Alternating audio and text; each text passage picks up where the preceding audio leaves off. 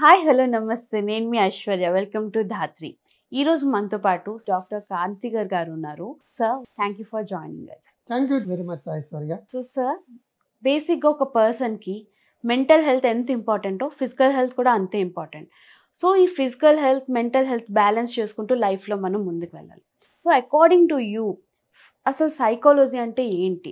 ఎలాంటి పర్సన్కి సైకాలజీ అనేది ఇంపాక్ట్ అవుద్ది? ఎలాంటి పర్సన్స్కి అది ఇంపార్టెంట్ లైఫ్లో? కొద్దిగా ప్లీజ్ ఎక్స్ప్లెయిన్ చేస్తారా? తప్పనిసరిగా ఐశ్వర్య, మీరు అడిగిన క్వశ్చన్ చాలా బాగుంది. యాక్చువల్గా సైకాలజీ అంటే అబ్నార్మల్ సైకాలజీ అంటేనే మీకు సంబంధించిన జబ్బులు వస్తాయి.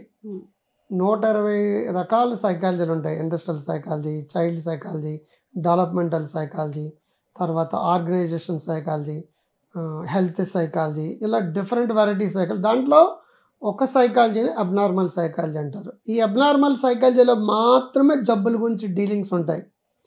అంటే మనం రొటీన్గా దైనందిన జీవితంలో పిల్లలు అల్లరి చేసినా, పిల్లలు చదువుకోకపోయినా, నీతో ఏగలా చచ్చిపోతానని అమ్మ అంటుంది. అమ్మకున్నది స్ట్రెస్సే, పిల్లలు చదవలేక స్ట్రెస్. అమ్మ నాన్నలు సంబంధించిన పేరెంటింగ్ యాంగ్జైటీ ఉంటుంది. నా కొడుకు ఏమైపోతారో, కూతురు ఏమైపోతుందో, ఐశ్వర్యరాయ్ ఏమైపోతుందో, అశోక్ ఏమైపోతాడో, మహమ్మద్ ఏమైపోతాడో, వాళ్ళ కుటుంబ సభ్యులు ఎప్పుడూ బెంగ పెట్టుకుంటూనే ఉంటారు. సో ఇట్స్ ఎమోషనల్ స్ట్రెస్ అంటాం దాన్ని. పని చేస్తే వచ్చేది ఫిజికల్ స్ట్రెస్ అంటాం, మానసికంగా వస్తే దాన్ని మెంటల్ స్ట్రెస్ అంటాం, కుటుంబ సభ్యుల గురించి మరొకటి గురించి భావ ఉద్వేగాలు రిలేషన్ సంబంధించిన వాటిలో ఎమోషనల్ స్ట్రెస్ అంటాం. ఈ మూడు లేకుండా ఏ కుటుంబం లేదండి, ఏ వ్యక్తి లేరు. అందరికీ ప్రాబ్లమ్స్ ఉంటాయి, ఉన్నట్టు వాళ్ళకి తెలియదు. ఈ స్ట్రెస్ అనేది అలా అలా అలా అలా పెరిగి పెరిగి పెరిగి పెరిగి కొన్నాళ్ళకి ఏమవుతుందంటే సైకోసోమాటిక్ డిజార్డర్స్ అంటారు. మానసిక ఒత్తిడి ఎక్కువ ఉంటే క్యాన్సర్ వస్తుంది, మానసిక ఒత్తిడి ఉంటే కరోనా తగ్గదు, మానసిక ఒత్తిడి ఉంటే హెచ్ఐవి తగ్గదు, మానసిక ఒత్తిడి ఉంటే బుడుంగు బుడుంగు బుడుంగు బుడుంగు జుట్టు ఊడిపోతుంది.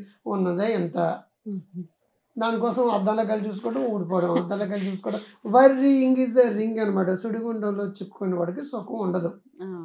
ఇంకా జబ్బుల గురించి వస్తే సైకలాజికల్ రిలేటెడ్ జబ్బుల్లో న్యూరోటిక్ డిజార్డర్స్ అని, సైకోటిక్ డిజార్డర్స్ అని, సైకోసోమాటిక్ డిజార్డర్స్ అని, స్ట్రెస్ రిలేటెడ్ డిజార్డర్స్ అని, సబ్స్టెన్స్ అబ్యూస్ డిజార్డర్స్ అంటే ఆల్కహాల్, స్మోకింగ్, గుట్కా కానీ, కొకైన్, సినిమా ప్రపంచం అంతా కూడా ఇటువంటి ఉన్న వాటిని సబ్స్టెన్స్ అబ్యూస్ డిజార్డర్స్ అంటారు. Emotional related problems conversion disorders అంటారు. అంటే అత్త మీద కోపం వచ్చింది అనుకోండి, మొగుడు పట్టించుకోవడం లేదనుకోండి, ఇమీడియట్గా కడుపున పచ్చని బావో అంటది అమ్మ. అవును. ఇంక పిల్లల ప్రాబ్లమ్స్ తల్లిదండ్రులు ఎక్కడి వరకు తెచ్చేసుకుంటారు. అందుకే thought attack to heart attack. అందుకే పిల్లల కోసం బెంగ పెట్టుకున్న తల్లిదండ్రులు ఎక్కువ. దాన్ని ఏమంటారు? పేరెంటల్ యాంగ్జైటీ అంటారు. సో స్ట్రెస్, యాంగ్జైటీ వల్ల చాలా కాలం ఉంటే శరీరంలో జబ్బులు వస్తాయి. మైగ్రేన్ అటాక్, టెన్షన్ అటాక్, కడుపుల మంటలో, హార్ట్ ప్రాబ్లమ్స్, బీపీ, డయాబెటీస్. దీన్ని సైకోసోమాటిక్ డిజార్డర్స్ అంటారు. సాధారణంగా మానసిక జబ్బులో న్యూరోటిక్ డిజార్డర్స్ ఎక్కువ వస్తాయి మనకి. అంటే generalized anxiety disorder, phobic disorder, భయాలు, తర్వాత కన్వర్షన్ డిజార్డర్. ఎక్కడ లేదు ప్రాబ్లము, ఎవ్రీవేర్ ప్రాబ్లం ఉంది. కర్మ కర్మ అని కొట్టేసుకుంటాడంటే that is the one of the problem. Anger ముందు డీ పడితే డేంజర్ అంటాం. డేంజర్ యమ డేంజర్. కోపం నారాజ్ యమరాజ్ జైసా అంటాడు చాణక్యుడు. బికాజ్ ఆఫ్ మనసు బాగాలేదు. మనసు బాగుంది అంటే 3 ఉంటాయి: looking good, feeling good, being good అని. లుకింగ్ గుడ్ అంటే సౌందర్య లారి. బాగున్నా కదా, ఐస్ బాగుంది కదా, బాగుంది. లుకింగ్ గుడ్ బాగున్న వాళ్ళందరూ బాగున్నావా అని అడగండి.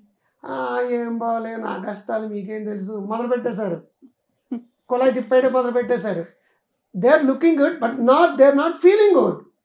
బాగుండడం లేదు, వాళ్ళు ఫీల్ అవ్వడం లేదు. ఒకడు అంటాడు మన అశోక్ మహమ్మద్, సార్ పెగ్గ ఎత్తే నేను భలే బాగుంటానని చెప్పేసి. నైట్ పెగ్గ ఎత్తే బాగున్నావు, పొద్దున కూడా బాగుంటే అది బాగున్నట్టు లెక్క. రాత్రి చికెన్ బిర్యానీ తిన్నావు, బాగున్నావు, ఉదయం బాత్రూంలోకి వెళ్ళేటప్పుడు కూడా బాగుంటే అది బాగున్నట్టు. సో లుకింగ్ గుడ్ సౌందర్య లారీ అంటాం. ఫీలింగ్ గుడ్ అంటే ఆనందలారి. ఒకసారి ఎలా అమ్మా సరే ఐసు ఆనందలారి. పవన్ కళ్యాణ్ ఏమంటారు? నేను ఎంత బాగున్నానో, ఎంత ఉల్లాసంగా ఉన్నానో అనుకుంటే మొక్కలో రంగు, రుచి, చిక్కదనం వస్తుంది. Looking good, feeling good, being good. ఈ 3 గుడ్లు ఉంటే జీవితం వెరీ వెరీ గుడ్. ఈ 3 గుడ్లు ఏది లోపించినా సైకాలజిస్ట్ అవసరం వాళ్ళకుంది. సో సైకాలజీ ఇందుకల్లడు అందులేడు, ఎందెంత వెతికినా అందెంత కల్లడు అనేది సైకాలజిస్ట్ అన్నవాడు. ఆఖరికి ఐసు బాగున్నావే మీ అమ్మ అన్న వెంటనే ఐసులో కరిగిపోతావు లేదా, దట్ ఈస్ ద సైకాలజీ. అది టెక్నికల్గా బ్రెయిన్లో ఏం జరుగుతుంది అన్నీ నేర్పుతాం.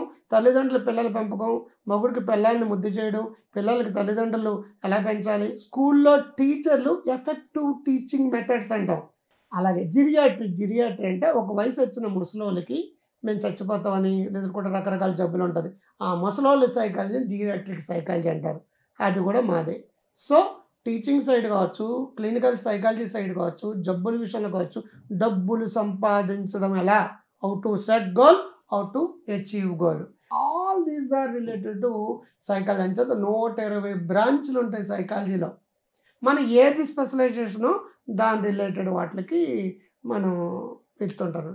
క్లినికల్ సైకాలజీ, కౌన్సిలింగ్ సైకాలజీలో మోస్ట్ ఆఫ్ పేషెంట్లతోటి లింక్ ఉంటుందన్నమాట. చాలా బాగా మా వ్యూవర్స్ అందరికీ కూడా కన్వే చేశారు. Thank you so much for joining. Dhatri TV ప్రేక్షకులందరూ కూడా ఇటువంటి మంచి మంచి ప్రోగ్రామ్స్ కావాలనుకున్నాడు ఫస్ట్ కింద కామెంట్ బాక్స్లో ఒక లైక్ కొట్టండి. కామెంట్ బాక్స్లో మీరు బాగుందని చెప్పండి.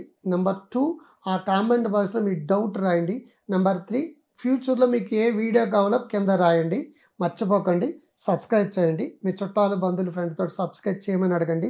ఇది మీకు నచ్చుతుంది, నో డౌట్ అబౌట్. ఫ్యూచర్లో చాలా ప్రోగ్రామ్స్ వస్తాయి.